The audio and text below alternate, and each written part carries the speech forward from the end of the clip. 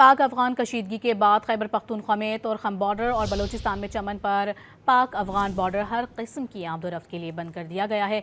सरकारी ज़राए के मुताबिक तोरखम बॉर्डर दोनों अतराफ से तिजारती सरगर्मियों और मुसाफिरों की पैदल आमदोरफ्त के लिए बंद कर दिया गया है। तमाम माल बरदार गाड़ियों को लंडी कोतल मुंतकिल कर दिया गया है। दूसरी जानिब सिक्योरिटी ज़राए ने आगाह किया है कि चमन में पाक अफगान बॉर्डर हर किस्म की आमदोरफ्त के लिए बंद कर दिया गया है। पाक अफगान बॉर्डर पर सिक्योरिटी हाई अलर्ट कर दी गई है। सरहदी इलाकों में इजाफी एहलकार तैनात कर दिए गए हैं।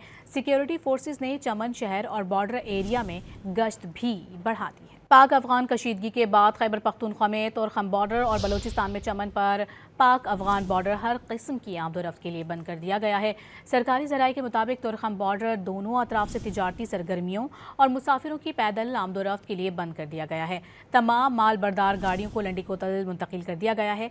दूसरी जानिब सिक्योरिटी ज़राए ने आगाह किया है कि चमन में पाक अफगान बॉर्डर हर किस्म की आमदोरफ्त के लिए बंद कर दिया गया है। पाक अफगान बॉर्डर पर सिक्योरिटी हाई अलर्ट कर दी गई है।